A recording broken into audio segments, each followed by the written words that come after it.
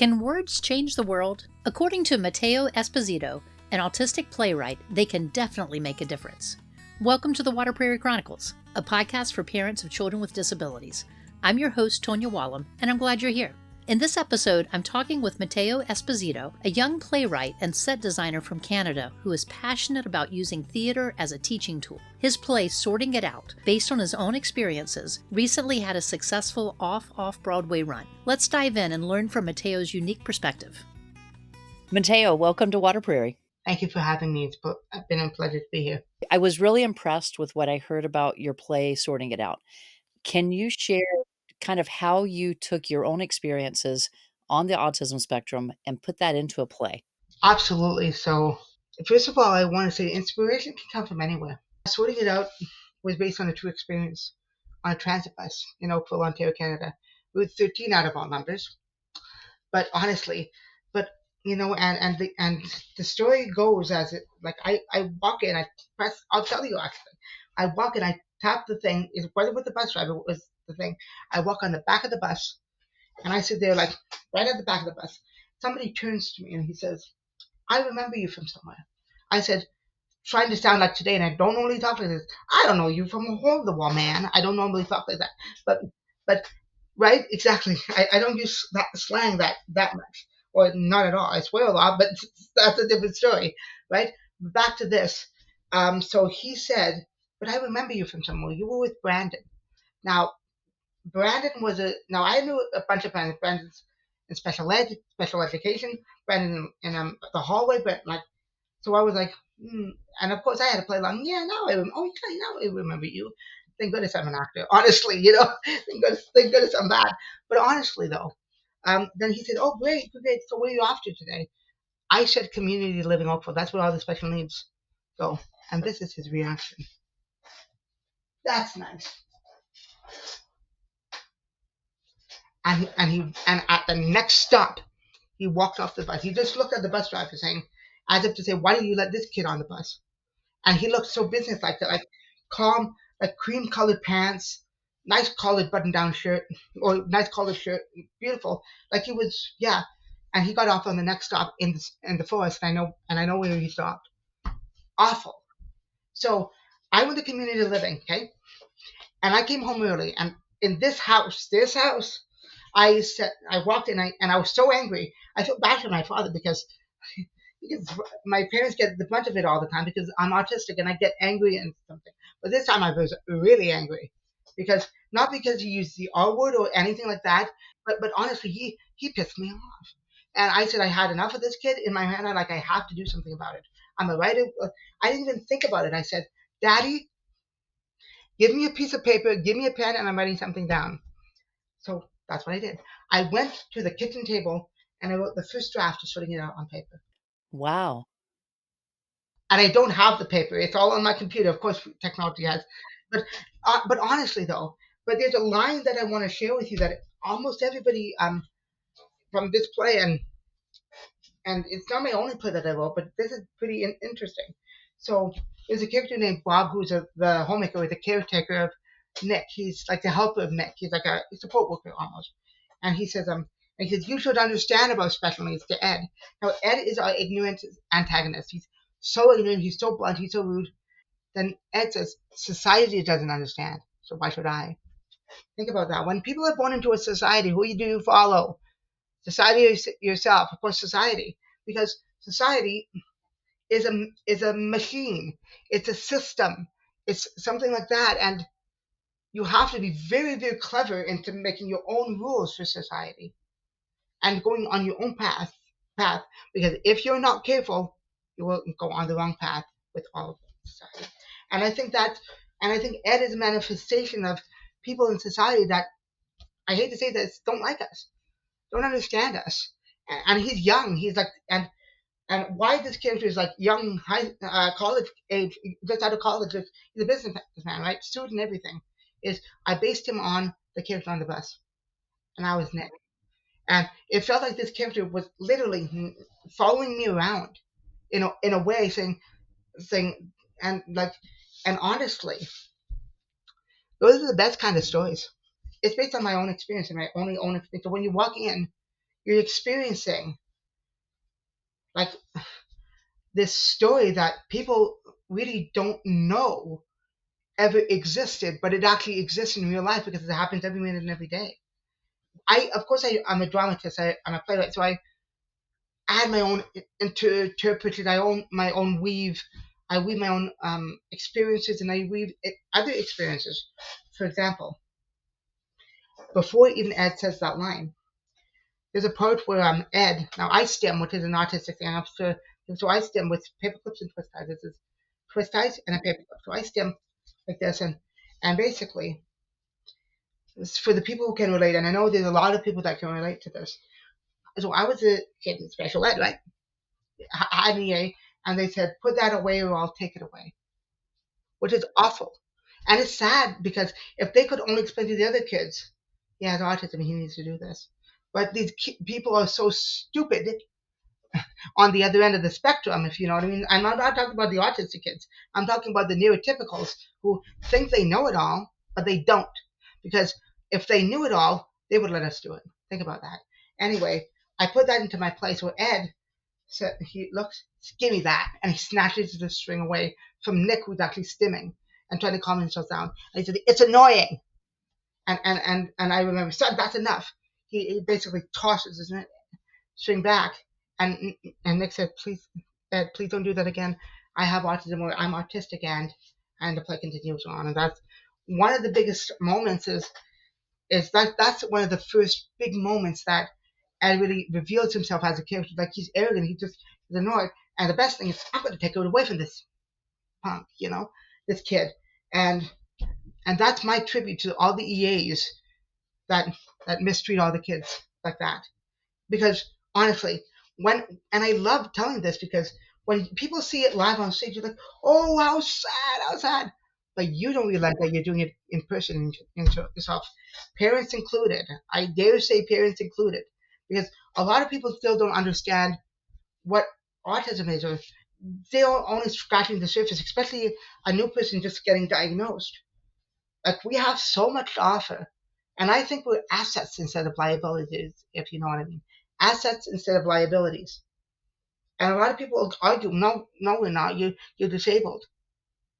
Well, that's in my opinion. And I think we can offer a lot to people if you give us the chance, and if you give us an opportunity to show with the right supports that we can actually do it. Because it's sad. Like, it's sad that these kids or these people, especially disability people, these folks, whether it's from Canada, America, wherever, get mistreated every day, misunderstood every day. And that's why I write the book that I do. I don't do it because I want to make money, fame, and fortune. Give me a break. Those are for the elites, if you know what I mean. They're for the stars of Hollywood, which I do not want to be. And I have my specific reasons why. You have a message to share, and what I like from what you've shared so far about this is your characters have everyone in the audience can relate to someone in that character list. Even those 3 that you've already listed, someone in there is gonna be the one that they see themselves as, or they're going to view it, as you say, from a distance and hopefully be able to see the world differently as they exit the door of the theater so that they recognize it when it's happening. The other thing I wanted to say as you're talking, so you were mentioning the stemming, and I just wanted our listeners to hear this part.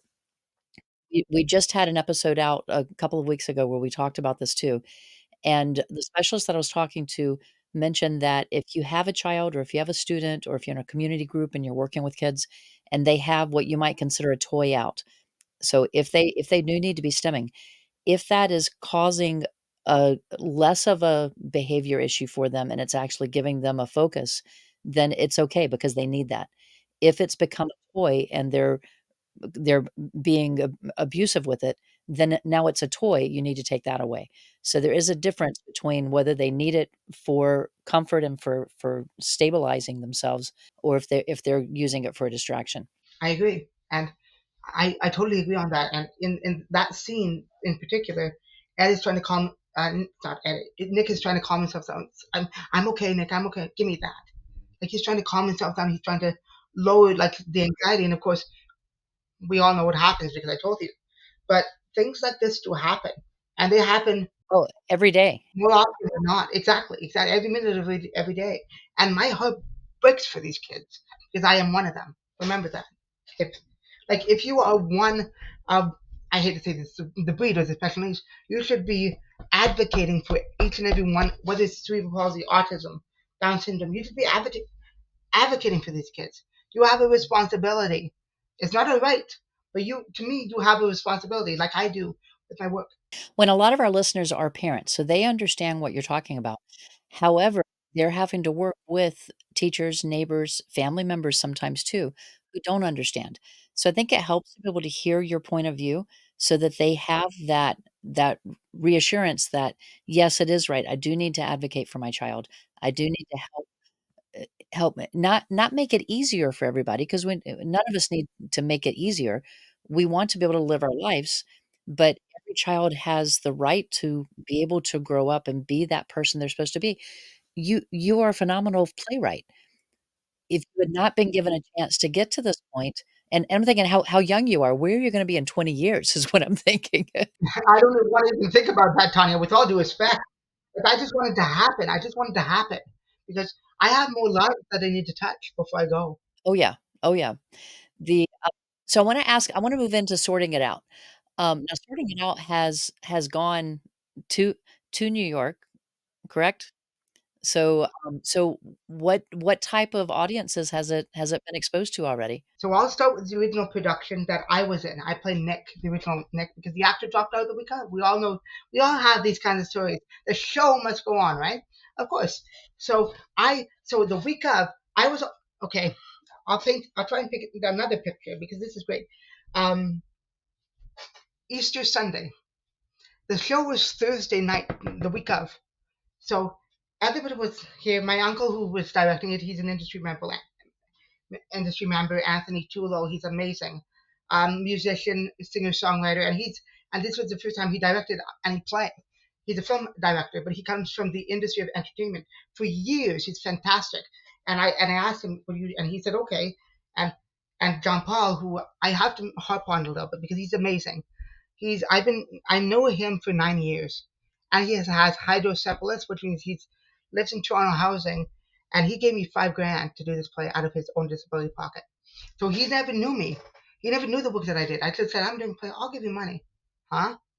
Now that's rare in this industry, okay? That is very rare because like that would be a dream come true. I didn't test him. I'm like, oh, how much money? I don't do things like that. I don't ask, how much money can you give me? You give me a little bit more. Just be honest. Just be honest here. So back to Easter, okay? The day of, I was on the stairs and I got a text telling me you cannot play. I cannot play this role. There's a family emergency. I was shocked. I'm like, huh? What? So I went to Anthony. I went to my mom, who's Anthony's brother, and my uncle, and John Paul. All three of them were here. I said, and Anthony, I believe it was Anthony more than my mother. Anthony said, Matteo, you're gonna have to play the part. Me, I'm the gosh darn playwright. I want to say, ladies and gentlemen, sorting it out, and go to the back of the house to watch it. I couldn't. So so so so that happened. So once everybody left, my mom had to run the lines with me. She'll come here. We're gonna do the lines. Okay, mom, thanks. It's one of those things, right? But honestly, like you don't expect these things to happen, but they do. Life is unpredictable. We're in the sky, as my grandmother said. Life's unpredictable. So anyway, two rehearsals: Tuesday, Wednesday, Thursday. We were on. Let me explain to you something. If this is not a feat of brilliance, I don't know what is. 129 people in a high school auditorium, a dignitary from the government and a critic.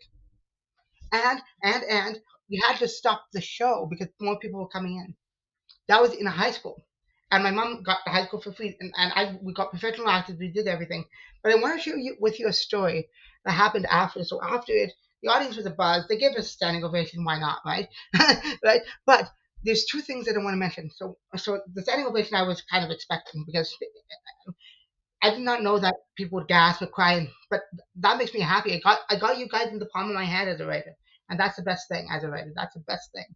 Anyway, so I walk out of the stage door. Somebody says, "There's some people that want to see you." I'm like, "Huh?" So I walk out, and this whole friggin' entourage of people were just and I could. honestly, and I just had to stand there. Now after that, everybody, they loved it. The college, whatever, money, whatever. That's great. But this is more of an awakening for me as a writer, and this makes me go, wow, it's actually real. Let me explain. So when we were at home, my mom told me a story, and this was my mom, and I believe my mom, of course. There was two autistic people. I hate to say this, but a little bit lower functioning than I am. No offense. One was in a special, uh, uh, a college special ICE program and everything. Nice kids. I'm not saying that they were mean or anything. I understand, but the dad brought two kids, two of his sons, and after the play, the dad asks, "Did you like it?" One of them said no.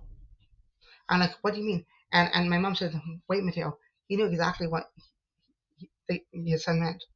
He liked the play, and but he did not like how Nick was treated on stage. The autistic kid was treated on stage." I'm like, "Wow." One word. I was, huh? Come again, mom? Like I never ever like why, how, like I could ask tons of questions, and I keep telling this story because it's like, and people say the script is real. The script is real. You have something here. The script is real, and that's where it started.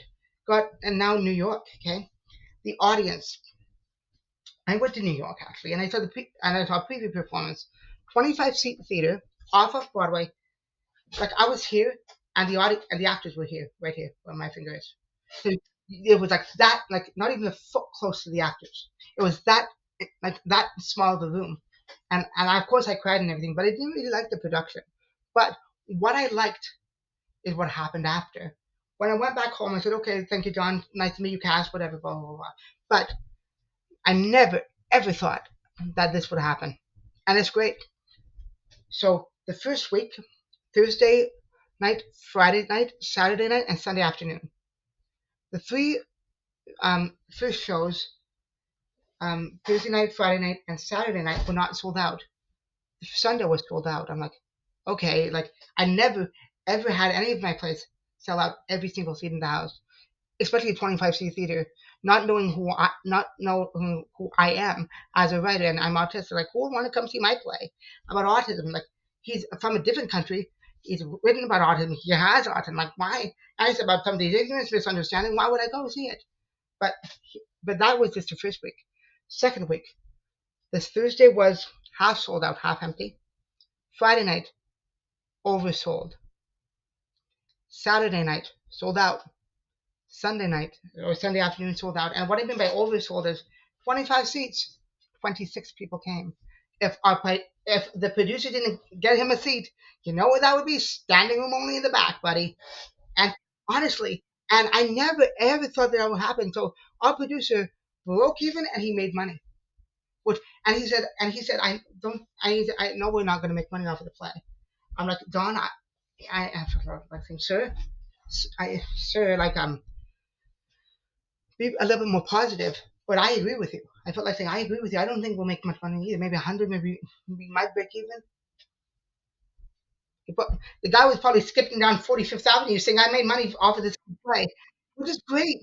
I'm not saying that that's bad, but like, holy jeez. Like, and it just goes to show you, like, this kind of entertainment is needed. People want to come and see people don't want to see fantasy all the time. Okay? People don't want to see fantasy. They want to relate to characters, in my opinion. People want to see reality from a different perspective. And I think that's what it's great about sorting it out in all my other works. Like The Valley of Many is about inclusive employment. And I got a reading in New York as well. That didn't do too well. We lost money on that, but that's show business, right? But that the play The Valley of Many as well, it talks about inclusive employment and talks about a lot of stuff that we won't necessarily talk about at the dinner table, if you know what I mean, including sorting it out. So there's if that's not a success story, I don't know what is. No, that's it's fine. I wanted to ask you, so because I haven't seen your plays. So and you've written how many now? 3. Okay. So do you write, I'm just curious as a writer's point of view, do you write and do you resolve all the conflict and everyone leaves with a happy ending? Or do you leave everyone kind of hanging and wanting to fix it as they leave? I want to take a message and have the message come home with them. For sorting it out, its words matter. And I don't want to give the plot twist away, but it's ingenious. And because in the play, Ed gets so angry and pissed off at Nick that he calls, I hate to say this on camera, but he calls Nick right in front of the audience and right in front of the other three characters the R word. I don't want to say it because, but he actually says that. And I remember honestly I had to react when I heard a few oohs and ahs, but apparently a friend of mine told me that got a huge reaction. I'm like, I did my job. Yes, I made you how I wanted you to feel. Me personally, I don't want to make people feel angry or sad. I don't want. It's not my intention to do that. But if it has to be done, I'm sorry if this offends anybody. But if it has to be done, it has to be done to make people understand the point of view that I. It's the same with any any race word. It's the same with any bad word. But after that, I say, don't call me that. Ed walks up to me. I already did, and I have a meltdown. I bang my head, and then I push him, and a little bit of a fight happens, and then push and pull happens, and then well, let's just say he gets a call from Ed gets a call from a doctor, and he gets something too, and that's all I'm gonna give away. So it might be okay, but you get what I mean. I wanted to make the audience say, you know, it could happen to anybody. That's what I mean. Like it could happen to anyone, and I think like like plays like this don't get written a lot, and I think that we need somebody who can break the rules, who says, I want to write about this. I don't care what anybody says. And honestly, I don't really care what anybody says. Like, thank goodness, and I lovingly joke that thank goodness there's no intermission for the play, because if there was an intermission and the ending, you're going to walk out because you're so darn offended, right? So thank God it's only these 30-minute pieces. But honestly, if you want to, like, I pull no punches in the script. I show people what it's like to have autism. I show people what it's like from the outside point of view. And then when I get angry, you know, instead of calling the police, we get a call from the doctor.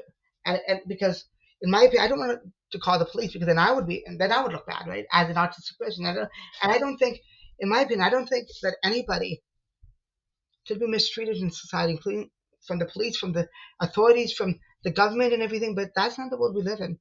We can only dream and hope about that. And that's what makes me sad. And I hate to say this again on camera, but ignorance will never go away. Sadly, if you think about it. But you're helping to make a difference here. So I so my last question about sorting it out is, what's the future now for sorting it out? That's a good question. Really good question. I'm in negotiations with a production company. Next year it's going to cut. I can't really spill out the details because I don't have a contract yet.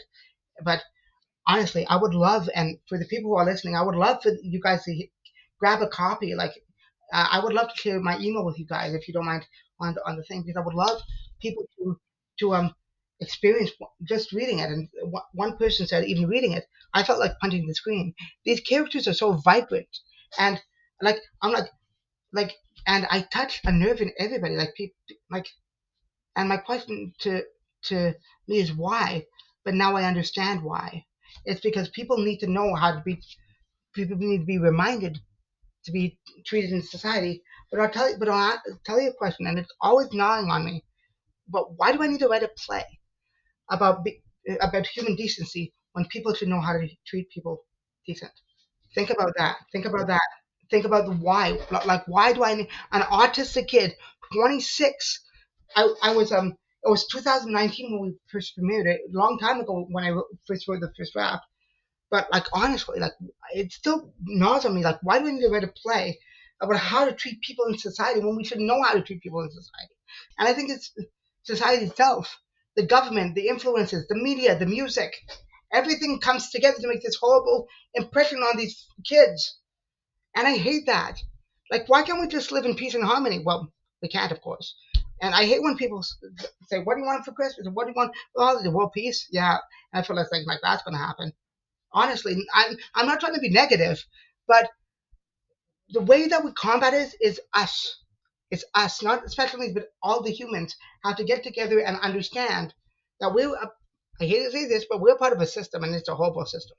What advice do you have for parents of autistic children, but of pretty much any child who is dreaming of pursuing a career in the arts? I'll tell you, and this is a story that I would love to share with you. It's so near and dear to my heart. Not by my parents, but it's about a very special person. It always gets me emotional, and I cry because the passion comes out of me, and the joy of. So I'll tell you. So there's a show called Jersey Boys. Jersey Boys, the story of Frankie Valli and the Four Seasons. One of my all-time favorite musicals, and I saw the North York production, the Toronto production, at the North York Performing Arts in Toronto Center for the Arts. And I'll tell you the story. It gets me right here and right here because, like, honestly, like, things like this do not happen on a day-to-day basis. Like, it's rare. So I went to see it in the summer of '09. This was before my high school. This was before I was even writing Sorting It Out. This was in grade 6 to grade 7 elementary school. I was moving to a new school, and I just saw it. And front row mezzanine, front row one level up, staring into the beautiful state of, and the great story and everything. And I remember just being blown away by that show. And honestly, and God, and there's this and I remember coming, like, grabbing my mom in anticipation. That was great. And if you saw Jersey Boys, you know that the lights come on and dawn. It's one of the best moments, one of the most complex moments, but it's an amazing show with an amazing storyline, and it's about dreams, and that's what got me to be in musical theater. Actually, this show and this special man that I would love to share with you. Um, but it comes with a story. And it comes with, like I said, a very emotional story. So after I saw that show, um, I went to a new school. I got moved to a new school from grade 6 to 7, essential skills class. Of course, I was bullied. I was the first autistic kid in there, but something very important to happen to me. Very important to happen to me, and that was the special education resource teacher coming in to saying we are writing letters to stars, like, or fan letters to people. And they had Nick Jonas, Smiley, all the Disney Channel names or all the Nickelodeon Universal. I said, I don't want to write to those. I'm not a big fan of those. Let me write to this gentleman named, well, I'll let you wait on that. But his name is Jeff Madden. Okay, he played Frankie Valli in the Toronto production Jersey Boys. So I wrote to him, thinking, okay, maybe I'll get a letter back. You know what I mean. And this is what happens. This is what happens. One day, my teacher, who I actually saw a few weeks ago in church, no, no comparison there, but she said, Matteo, do you need to go to the washroom? And I said, yeah, okay, let's try this. Like, not, no. So I go down, and this is, God, like, I love telling this story because it's the truth, but it's also emotional, and it makes people think, like, there is hope in this world. There is magic. Not like physical magician's magic, but, magical things that could happen. Right. So I go down, touch the door handle of the washroom, and I look over there. And over there I see my mom, a few people crowding around this man. And I'm like, oh, it probably is the superintendent to give me an award or something. I never thought that it would be him. I never thought. And you don't, anyway. So I go in, and then, God. And then I go in the washroom, then I come out, go wash your hands, go wash, she puts me back in. This was way before COVID. Okay, way before COVID, folks. Okay, I have to say that. This was back in 2009, which was a long time ago. I'll tell you that much, a long time ago. But but honestly though, so now like, okay, she's trying to hide something from me. Now I'm not just a kid. I hate surprises like this. So I'm furious. So I come out. I grab the teacher's shirt and I said, "You better tell me what's going on, or I will freak." I literally said that. Poor lady. And then she said, "Somebody from Jersey Boys is here to see you." And the emotions, like, you don't know what to say. You don't know what to do. You got, you have a guy portraying a freaking icon, Rock and Roll Hall of Fame icon, Frankie Valli, 6 to 7 nights a week in the theater, in the main auditorium, as Frankie. And he's coming here to see me after I read him a one-page letter. Huh? But it had to happen. And it continues the story. So like, honestly, I said in my mind, like, I had to walk back in the classroom and just 2 to 3 feet away, it was him. It was the guy. And I'm so grateful for that. Anyway, yeah, but it gets more emotional than that, because like you think, okay, now he bought a plaque poster, and I love the show. It's a beautiful show. The music is amazing, but it's the story. It's a story about dreams. People think it's about always family. It's about dreams. It's about, it's about struggling. It's about all this stuff. And honestly, and Jeff, okay, he gave me a card, okay, handwritten card, and he told me in the card what Frankie Valli told him, and to believe in yourself, kid. I'm sorry. It always gets to me. It always fucking gets to me, and that's how much it means to me. And that's what I'm trying to relate to anybody. God, if people could only just believe and work hard and never give up, this world would be a place. Sorry. I'm sorry, but it gets to me. And like, this is not anger. This is passion coming out of me. I want to make a change, and people should too. Like, why does it have to be the people who are C students in a classroom, just looking out the window dreaming? Why can't it be you? Honestly. Absolutely. You know what I mean? And that's what happened, and that's what propelled me to be the person who I am today. And it was a battle, not with him, but because after grade 7 and 8, it was high school. And of course, high school's more tougher than anything for a person with a disability, especially if you're in special ed, and they don't treat you nicely there. If you know, you know. And I mean that. If you know, you know. But I had to, of course, play the game, as we were talking about before. I had to play the game. I said, I have to play the game.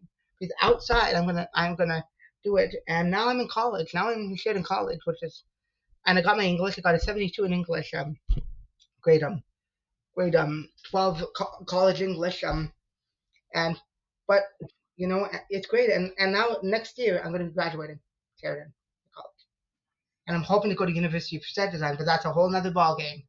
But it just goes to show you that people not only can people be inspiring, but and be inspired, but we need to take our lessons that not like we need to believe what's in our heart and in our mind and up there as well. I'm a very spiritual person as well, and I don't care what anybody says. For the parents who are listening, I'll give two advices. Two advices. Of course, listen to your kids. Listen to the people that and believe in the people that believe in you. For the kids who are listening, which is another saying that I would love to experience. Would love to say, believe in the people that believe in you. It's one. Listen to your kids with special needs. You're not the ones that have it, parents. They are, unless you have autism. Well, they do, right? So it's better to listen to us and how we experience the world instead of assuming, oh, that's going to be good for them, when behind closed doors, behind backdoor business, they get bushwhacked and smacked and sweared at and all that stuff by individuals that you don't know the track record of. It's abuse. It's sad. And I've seen a lot of that stuff. And it's sad. And some of the stuff happened to me, sadly. So, to finish up our questions here, how can theater productions be more inclusive for autistic actors and audience members? Because I feel like this is a big area that you can share about too. Absolutely. Two words. Use us. And I'm not talking use us as slaves or whatever, but invite us to the conversation. See what we have to say. We might say some incredible things that you might not have thought before, or might stay with you for the rest of your career, rest of your life. And that's what people feel to understand. Oh, they're small. Screw you. Like I said, we're assets, not liabilities. And I think, I harp on that. I hate when people say, "Well, it's worth nothing that he has autism." Huh? Like, honestly, come on. Well, honestly, and that actually happened to me. Somebody wrote that in a reference letter. I don't want to say who, but honestly, when somebody tells me that, like, it's worth nothing that Matteo has autism. So you're saying, sir or miss, whoever the heck it is, that you don't think that my autism has something to an extra perspective, that could be worth bringing to the table. Well, Matteo, our time's getting short here, so I want to wrap up. But before we go, I want you to you had mentioned your email, and do you have a website as well? I do. I would love to put it in the chat, but there's a company that I'm actually working with. It's called Autism Theater Project. I'm one of the lead writers of a film series actually about autism, and we got over um, six, 61,000 views on the trailer. And it's all about autism. It's all about the high school experience, believe it or not, based on, hello, my story, from behind and from all that. And I think that we created a pretty powerful product that I would love more people to come, autistic or not, parents as well. I want people to come and join us. We're doing theater, music, production, film, everything. Me and John Paul, who I told you about. He's a lovely, lovely man. Like I said, friend for 9 years. Next year is going on 10 years, and he's one of the board members. I'm one of the senior writers of the first film. So, and that was enough to make you say, "That's interesting." Or wow, we already got into the Miami Film Festival and LA Film Festival, and this fall it's going to come to Toronto, Ontario, Canada, which is half an hour away from my house in this fall. So we're going, and we don't think the journey will end very soon. We don't, because there's many stories to tell. There's many of these characters that we can go in depth. And by the way, I'm autistic and I'm a writer. That's very rare in the industry, but we also have a few autistic actors in the film and a few people who are also autistic who are writers. So come one, come all, basically. That's what I'm saying. I'm not trying to be rude, but honestly, and I'm not trying to advertise this company as well, but like we're doing amazing things. We're trying to, like, we're doing the founder is doing a play that I'm going to be set designing as well, but that's in the future, of course. He wrote a short play about her sister being on the spectrum and all that, but like I would love to give you that link as well. Please check it out and please contact the Autism Theater Project. Not because I'm in it or not because John Paul's in it, because we're doing great things, and we want to change the world about and perceive about people with disabilities. And I think the more people that get on the bandwagon, the more people will say this is not only a moneymaker, but this is actually something special. And since this is something that hasn't been done before, like writing something about autism, having an autistic person in it, and having autistic writers, that's rare for the film industry. We'll have the links to all of this in the show notes. If you're watching on YouTube, it'll be in the description below. And if you can't find that, send us a note. I will get it to you. I would be honored to collaborate with anybody or just to say hello. Like I would love to give a copy, PDF, free copies of my script to anybody who is interested in reading it. But please do get back to me because I want to hear your feedback. I want to hear your stories based on your own child and what the play means to you and what I said means what you know. So I don't mind. I'm an open book. I want people to collaborate with me. That's not why I'm here, but that's what I want to do, make a difference. And you know what I mean? Even through my plays in schools, that would be excellent. Because they're very educational products anyway. Honestly, I would. Thank you. Matteo, thank you for sharing with me. I'm looking forward to having you on again in the future. I think you have a lot to add to this, and I have a few ideas I want to share with you anyway. Thank you for being here today. Thank you so much, and thank you to the viewers for listening. Thank you. Thanks for joining us today. I hope Matteo's journey will help you understand how important our words can be. Imagine if we each took the time to encourage just one young person, like Jeff Madden did for Matteo. Who knows how your words might influence someone else's life? Join me next week and learn about a technique called tapping. I found it fascinating. I'll see you then.